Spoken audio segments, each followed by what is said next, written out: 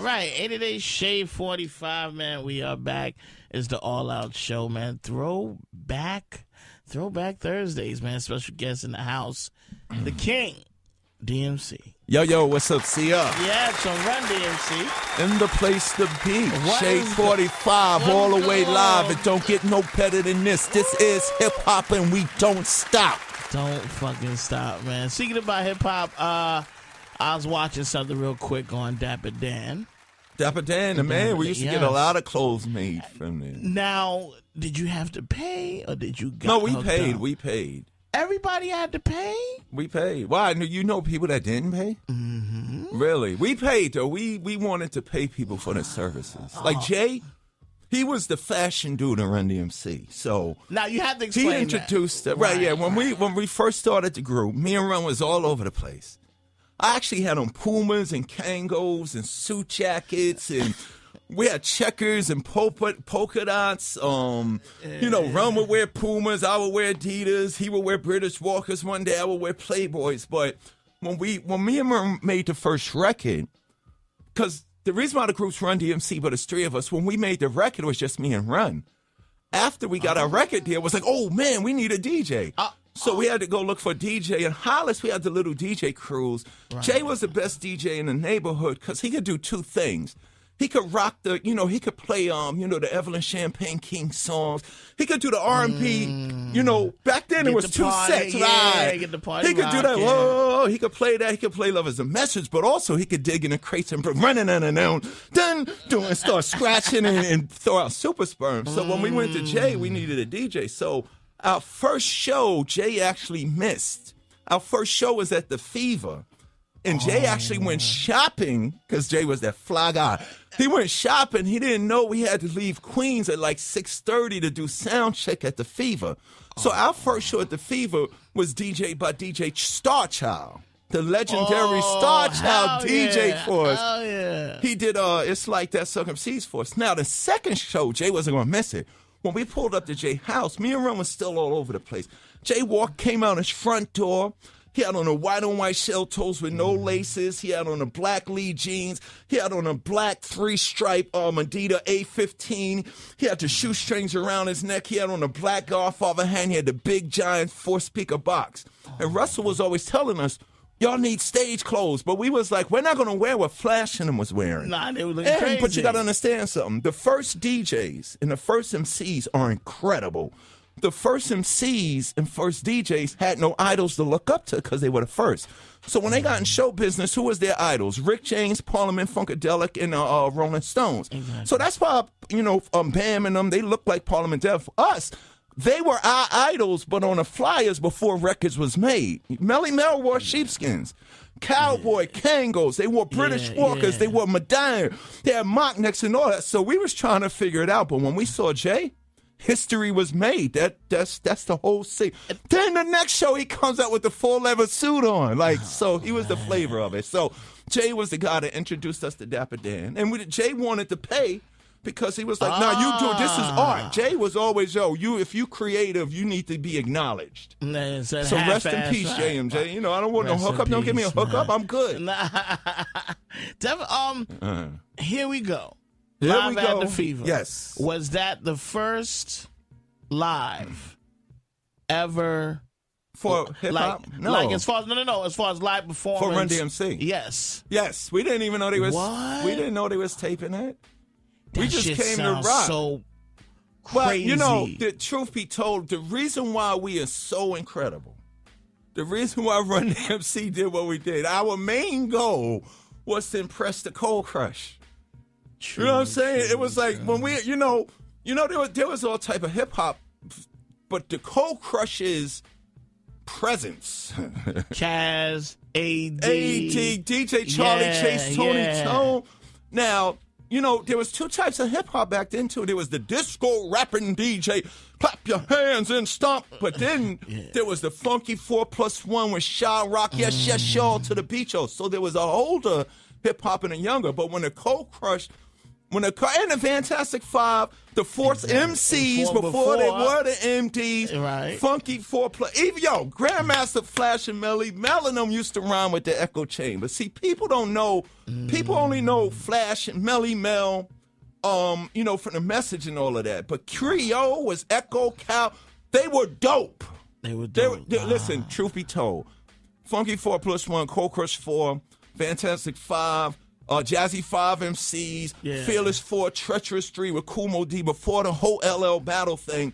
Those guys are better than 99% of everybody that's signed with deals today. So let's just acknowledge that. But when we heard the infamous battle of the Cold Crush versus the Fantastic 5, it really gave us inspiration to, when people see us, we got to be the deafest DJs and MCs ever seen. Dropping beats while you're still rhyming.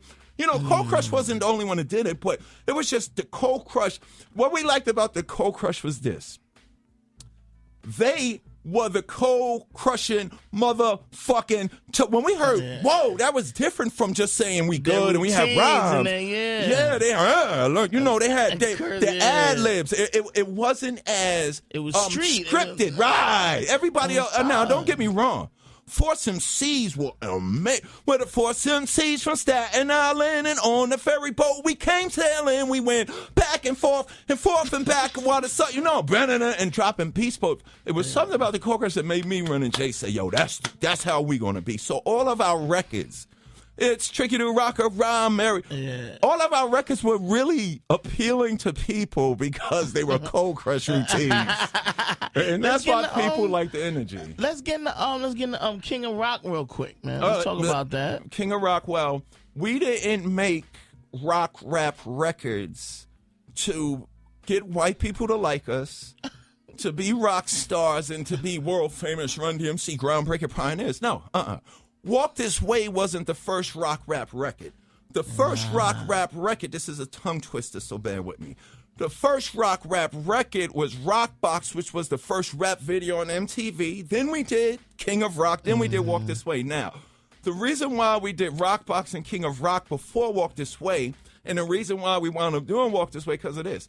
Back in the day before rap records was made, we didn't have nothing to rhyme over, so we had to go in the DJ's crate.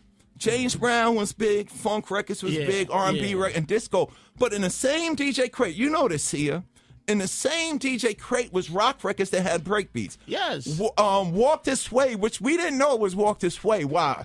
I never heard the vocals. Because Jay would never let it play that far. We just knew, get toys in the attic and play number 4. So the reason why we made rock rap records in the first place was when we first came on, our plan was to look at what everybody's doing and do something different. So people were rhyming over Good Times. Everybody was rhyming over James Brown. Yeah. We said, yo, nobody using the rock beats in the crate. So we was like, yo, Jay, let's make a rock record. So when we did Rock Box, boom, bang, boom, boom, bang, boom, boom, we were just trying to make big beat, boom, boom, bang, boom, boom, right, which is we just talked about, which is Here We Go. Yeah. But when we got to Walk This Way, originally we was going to sample it, and it was going to be me and Run talking about how good we are. Walk This Way wasn't going to be the way y'all hear it now. It was originally going to be I'm DMC in a place to be, the best MC since 83, the greatest MC in history. There will never be an MC better than me. And Run go, I'm DJ Run and I'm number 1. Now, when we did King of Rock, I had always been writing rhymes, and when I was writing my rhymes, it was all fantasy to me because I went to Catholic school my whole life. I didn't get to go to the Bronx and Harlem. I wasn't running the streets with Jay. I wasn't going to the parties. Run was the son of Curtis Blow at 12 years old. He was doing shows with Kurt and Bam and Hollywood. He's coming out and DJing. Now me, I was getting all my information via cassette tapes that I was saving my allowance to buy. And I would sit there and I would study the tapes. So when I first wanted to be a DJ. I wanted to be Flash. My first name was Grandmaster Get High because that's all I did. Drunk 40, smoke weed, and DJ. But when I heard, super rapping, Rappers Delight was out. I still wanted to be a DJ, But when I heard super rapping, I just started writing rhymes. And when I started writing rhymes, I know that MCing was very competitive. Yeah. So, you had the battle with Kumo D and Busy B. You had the Cold Crush. You had all these battles. You had the Christmas extravaganzas at Harlem World. So, hip-hop for me was like comic books. the name Africa Bambaataa scared the shit out of me. I was like, it wasn't who he is. I was like, what is an Africa Bambaataa? But I noticed they were very competitive. So when I started writing my rhymes pretending, my whole thing was, I'm going to pretend that I'm a battle the Furious 5, Cold Crush 4, and Treacherous 3 by myself. I don't want to be the king of rap. Rappers are lowlife. I don't want to waste my powers and my abilities battling under these lowlives. I want to go for the jugular of Mick Jagger and Bob Dylan and Elvis and Jimi Hendrix. So my little rhyme was just, I'm the king of rock, was all pretend. And the message behind that story to all the young people is, as a man thinketh, so is he. You know what I'm saying? What you behold, you become. So I was make-believing I was one of the greatest MCs in hip-hop. And actually, just because King of Rock was so dope, everywhere I started going, people started calling me king. So who am I to say, hey, I'm not really a king? Because I really am. So, but you know that's what? how that record came about, man. Let's get into it right about now. Let's play King of Rock. Call up 888-SHADE-45. Throwback Thursdays, man. Special guest, DMC. Shade 45, man. DMC's in the building. Yo, you want to hear something crazy, Sear? Yes. When we got inducted into the Rock and Roll Hall of Fame in 2009, they was like, DMC, come here. I got to tell you something. I was like, what? He said, yo, you remember y'all did the video King of Rock going into a Rock Hall of Fame? And Larry Bud Melman from the David Letterman show goes, you guys can't come in here. This is a rock and roll museum. Remember that? Yeah. He said, do you know that song was prophetic? And I was like, what are you talking about? He was like, yo, the Rock and Roll Hall of Fame didn't even start till 86. And we did that video of hip-hop. You know, it's Run-D.M.C., but that was prophetic of hip-hop being told, you guys can't come in here. And we go, oh, hell no. And we go in here and do it. Yeah. That's dope. How crazy is that? I said, hold it. Now, you would think Rock and Roll Hall of Fame, you would think it was been around since the 30s or 40s, right? Yeah. It didn't start till after King of Rock, and then we wound up getting there anyway. And if they wouldn't have let us in, we really would have went and kicked the door open. Yeah, fuck that. Yeah, hell yeah. You letting us in here. 888-SHADE-45. We got on the phone lines, man. We got MC Surge. Hello? Hello? Yeah. What up, Sear? What up? Yo, what up, Search? DMC, what up, man? How you, man? What's going on? I gotta tell you, man, this is like, to me, some of the greatest radio ever right now, because there's so many people that remember certain trends in hip hop, like that lived through the G Unit trend or lived through the Hot Boys trend. I might be listening to Shade now. Right. But for me, for this Queens kid, like, to go to the Fun House and listen to Run-D.M.C. freestyle, like, y'all couldn't walk down the street. Like, it was legendary status from like 83 on. Wow, that's over 30 years ago. Damn. Yeah, it's crazy. That's crazy. It's like, right. Sear was actually skinny back then. Oh, very skinny, yes. He was a kid, right? He was a baby. Hello. Right. Baby.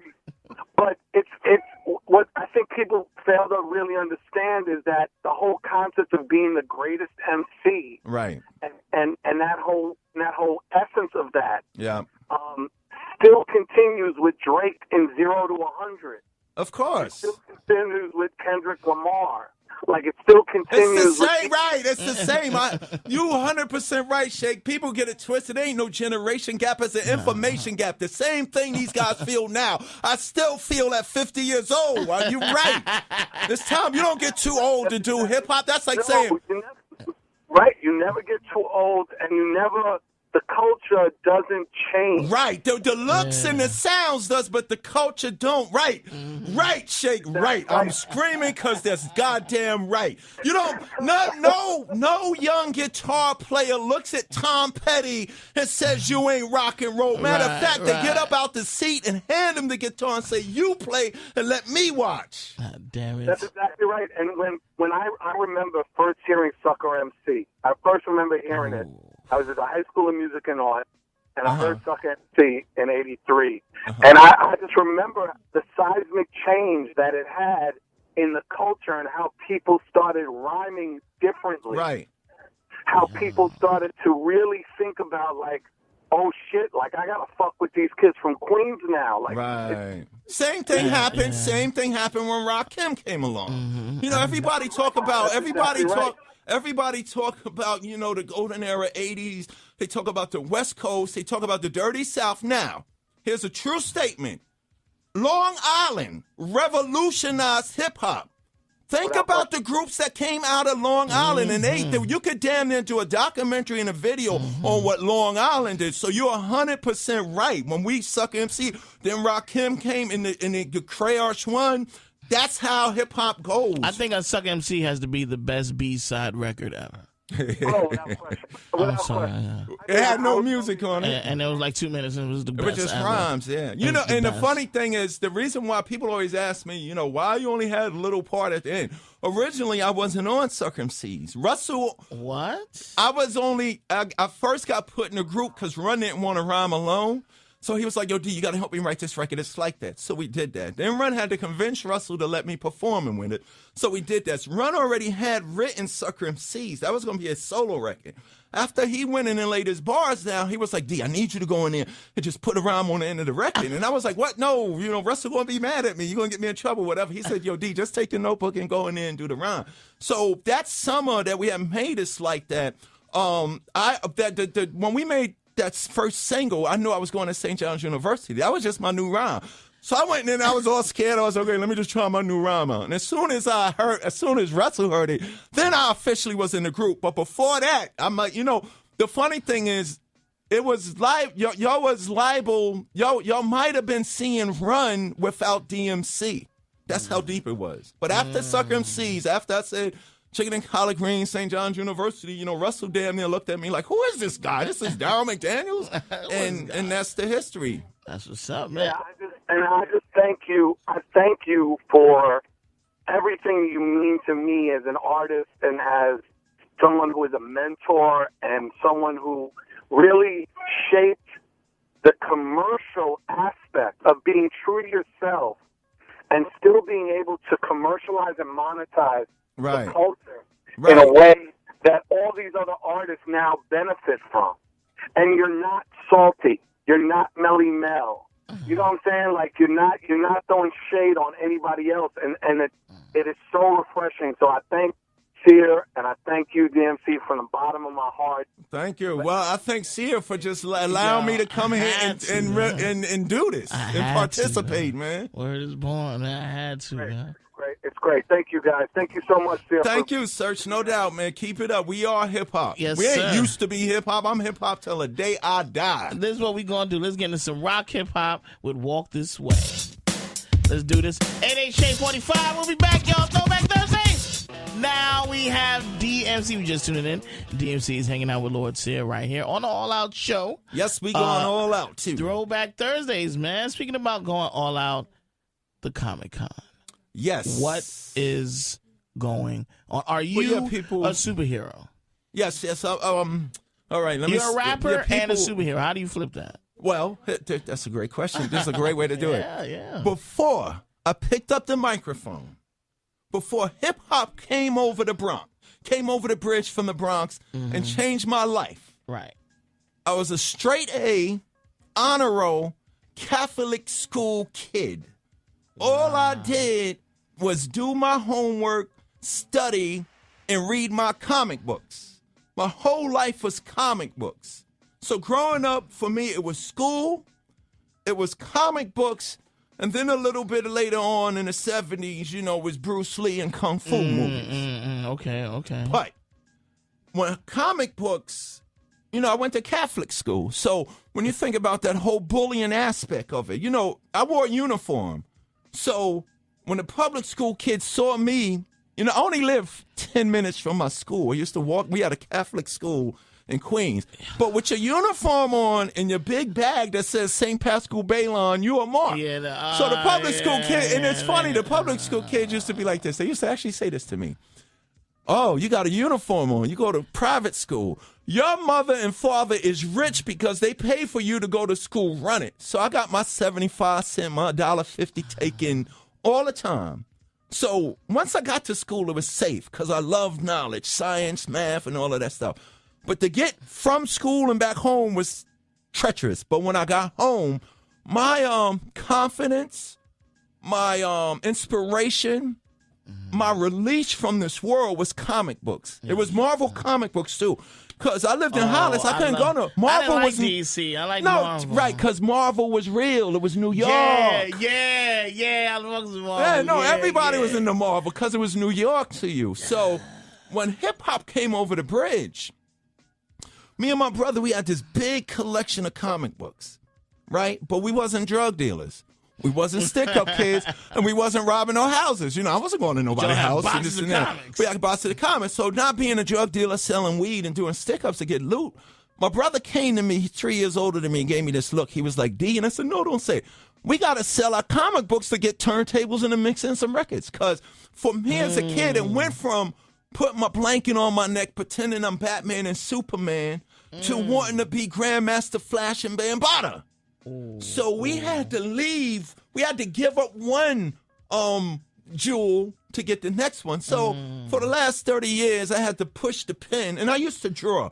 I'm one of those kids that used to take the, you start with the tracing paper. And you trace, and then eventually you can move the tracing paper and draw Captain America and Hulk by yourself. But what had happened was I hooked up with Riggs Morales. I know y'all know Riggs. Hell yeah. My man Riggs. Yeah, he's my partner on the comic book. And my man Edgardo. Yeah. They like my editors in chief. They the ones that convinced me, yo, D, you do this comic book, you don't got to go to Marvel, you don't got to go to DC. You are Marvel and DC combined. You got the ill characters drawn, dope. Yeah. We come up with all the concepts, but we also go out and get real artists and writers because I wanted to give every artist and writer, guys that work with Marvel, guys that work with DC, guys that never got a chance to draw, girls. We giving women a big position to write and draw in a comic book. I don't think she's ready. I don't think she's ready. You're not ready yet? Oh, no, I'm ready. Okay. I love comics, actually. Okay. Can you draw? I can, actually. Oh, you have to show me some of your artwork. Okay. I'm looking for the incredible women. But the comic book is this, I can't give it away, but the comic book is this. I don't want to be the corny rapping superhero. That's corny. When hip hop went commercial, we put it in the wrong hands of a lot of people because they don't know what it is, they don't understand it, and then again, they don't care about it. But they just want to make money. And they just want to make money, and it's good. Go make your money now. In this universe that we're in, DMC is here right now with y'all.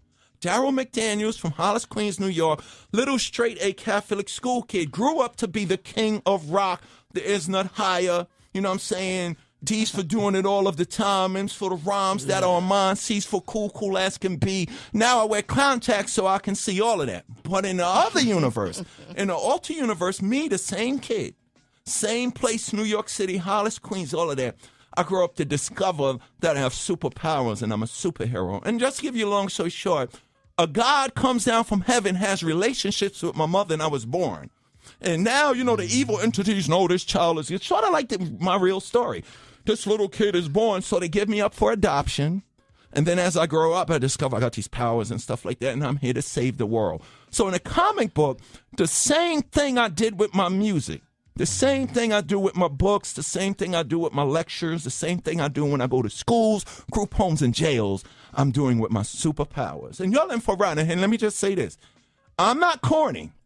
I am just the first superhero in the universe to introduce the universe. You might not like DMC by issue 50 because there's going to be villains and other superheroes that we're introducing. I'm just the first superhero in this universe that really actually exists, by the way. Now speaking about superheroes and speaking about a character, Peter Piper. Yes, Pepper is. Who thought of that line? That was Run's idea because it's funny. UTFO did a song called Fairy Tale Love. I remember that. It was a ballad, I believe. Yeah. And Run was like, yo, man, why are they making corny sing songs? Not against it, but he was like, yo, UTF supposed to be rhyming on the mic. So he was like, yo, Roxanne. Right, because they were dope. So Run was like, yo, we're going to take nursery rhymes and take it up another level.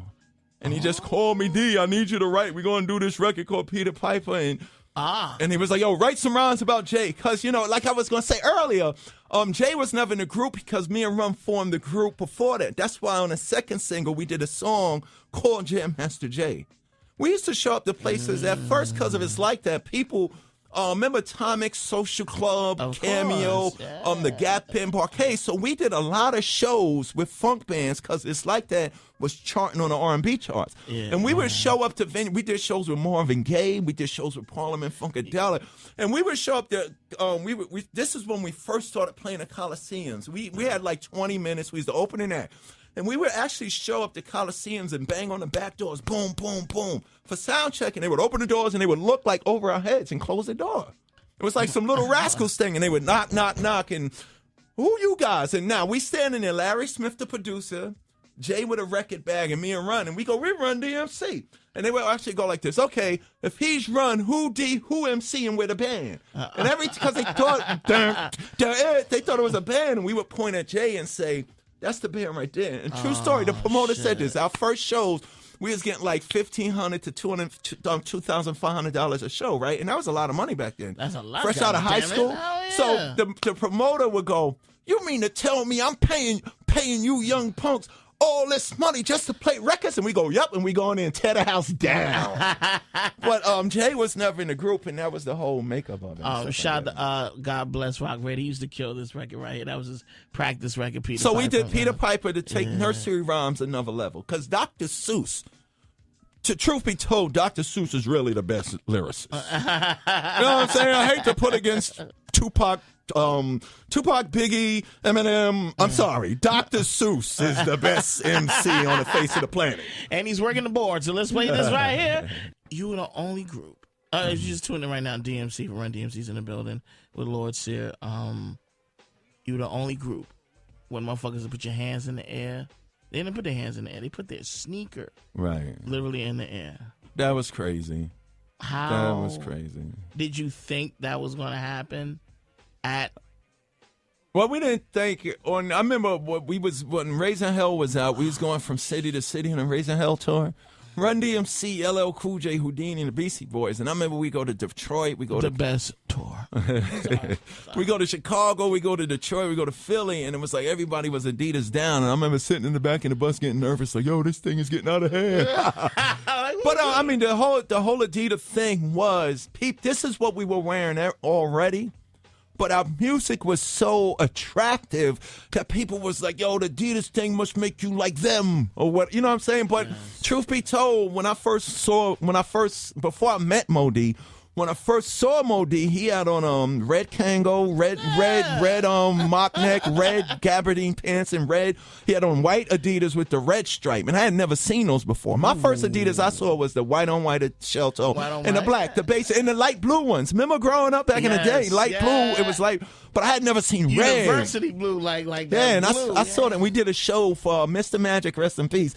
We did a show. It was Magic. It was Run-D.M.C. Treacherous. First time seeing Modi in them, and I almost peed on myself because it was like, oh my God, there he goes. It was Run-D.M.C, Fearless 4, like all my idols and stuff like that. And I remember seeing Modi's white. I was like, what the hell?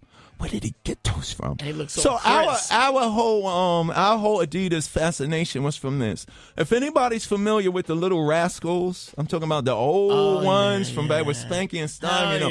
There's one Little Rascal show, Buckwheat and all. There's one Little Rascal show where they're sitting in front of a bakery. They had no money. They were broke as hell, and they were sitting in front of the bakery, going, "Man, if I had a nickel, I'd get the apple pie."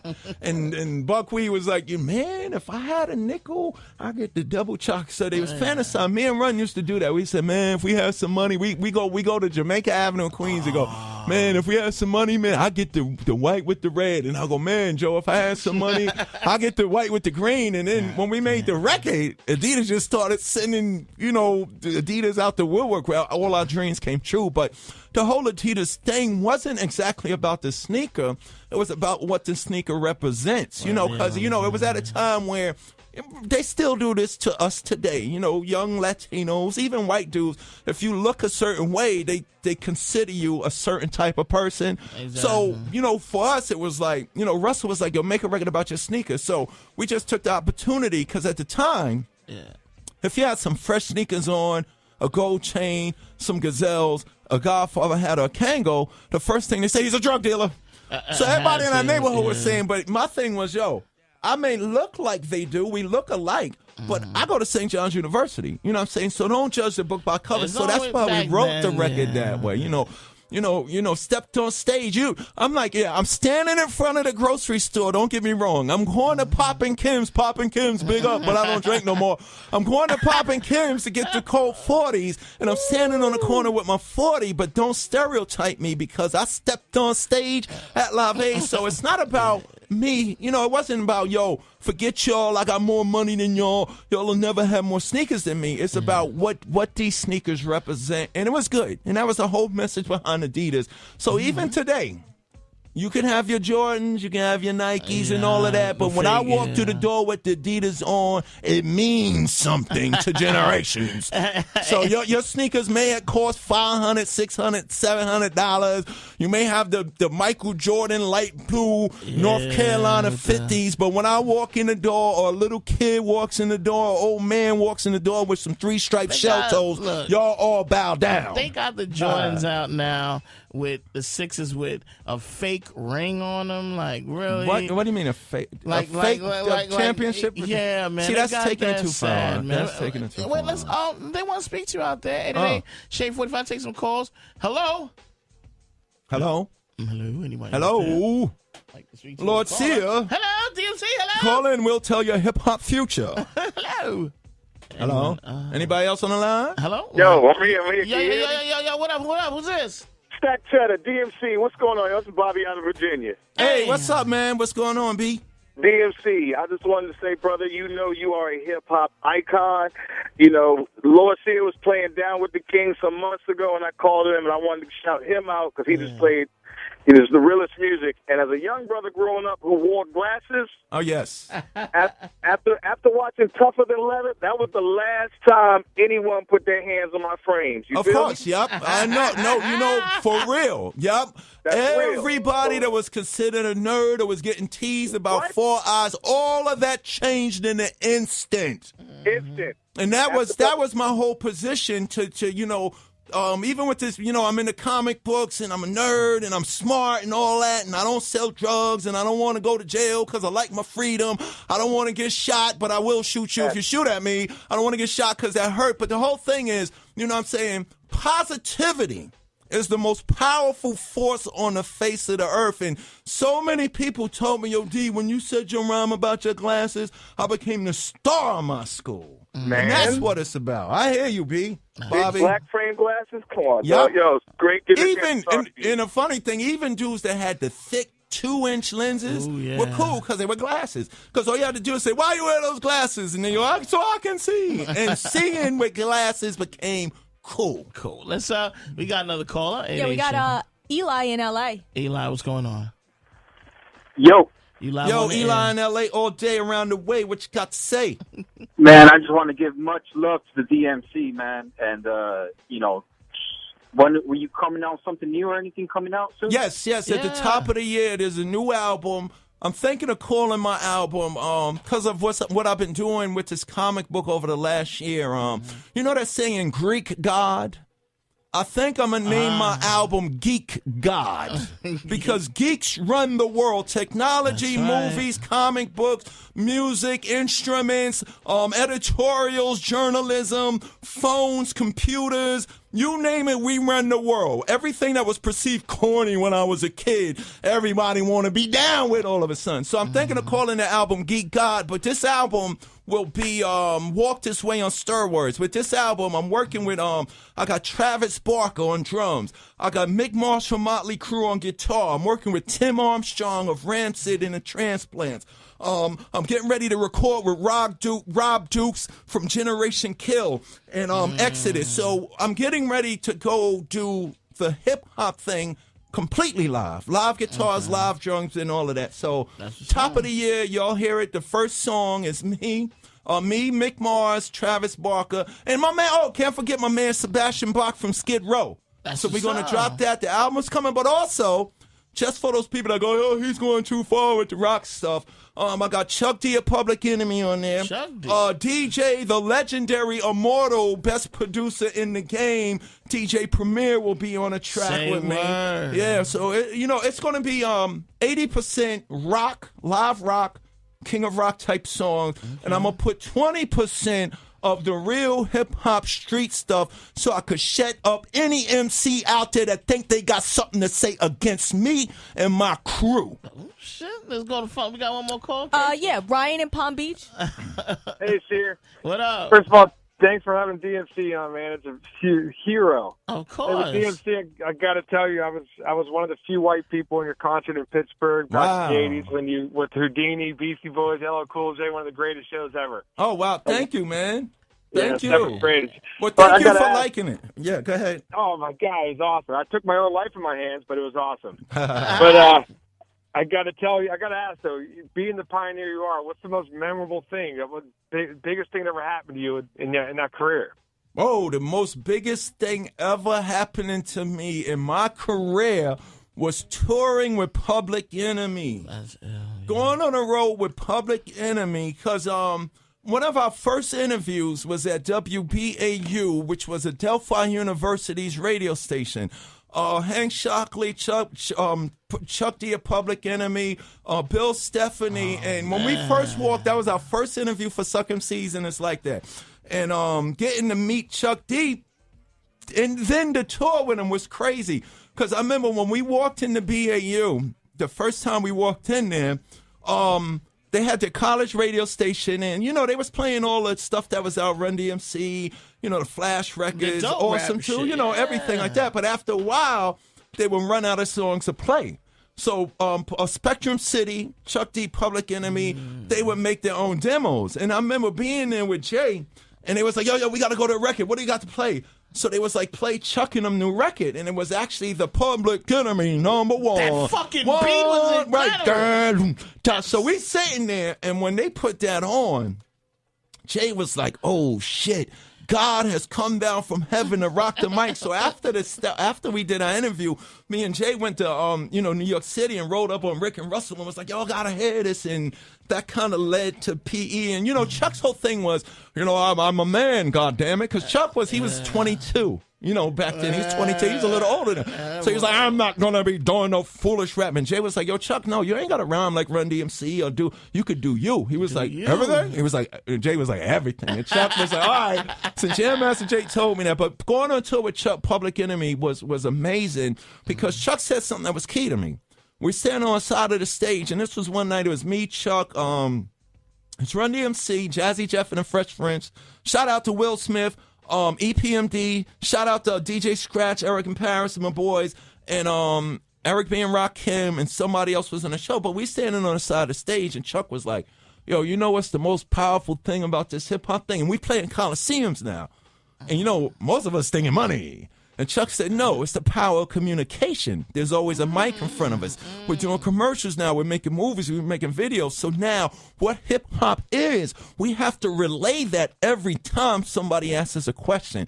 So I never forget that. When you think about the groundbreaking revolutionary MCs, when we did our interviews, nobody never said, who's your stylist?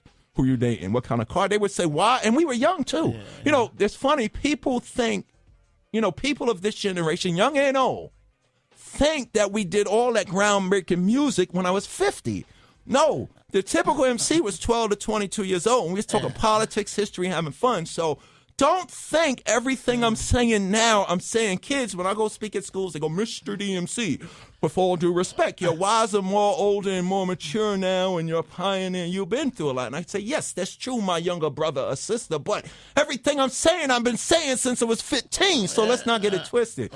So I remember Chuck D telling me that, and I just thought hearing my Cold Crush tape was the biggest thing in the world. But Jam Master Jay, rest in peace, he always said, yo, I kind of knew this hip-hop was going to go big, because when it came to Queens, it was the biggest thing in my life. And everything that had happened to somebody who heard a hip-hop song, a breakbeat, saw a breakdancer, did graffiti, that same thing that happened in 70, I don't know. I wasn't there. Most people say hip-hop started in 74. No, from when I heard it, been there. But that same feeling is something that I refuse to let be something that's what they used to do. You know what I'm saying? But it was me and Chuck D at Public Enemy. And the second biggest thing of my life probably had to be Live Aid.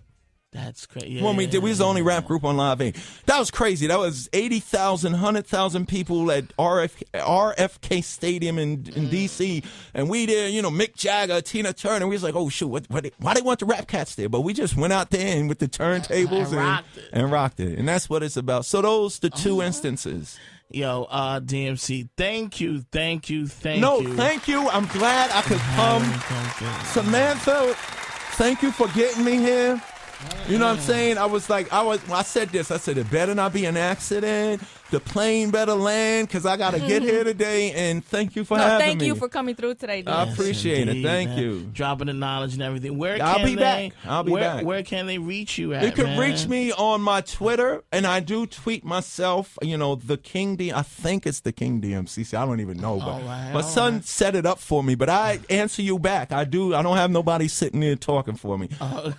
It's the King DMC, at the King DMC. Facebook, and, anything, and other... I have a Facebook, but I don't use Facebook. For some reason, Facebook never appealed to me. The reason why it's a lot of work. When it first came out, I was like, man, this is cool. Twitter's easy. Yo, what's up? How you doing? Thank you. Yo, go to the show. I'll be here, this and that. Facebook is really complex. It's like an encyclopedia from back in the day or something. I don't need that much information. I only put pictures up there. I'll be bugging out. Yeah, that's cool. That's cool. But yo, thank you, Shade 45. Yes. Thank you. Shout out to Eduardo. Shout out to Riggy Small. Shout out to Eric Plam. Comic books dropping. The album The Geek God is dropping. Shade 45. We rock here.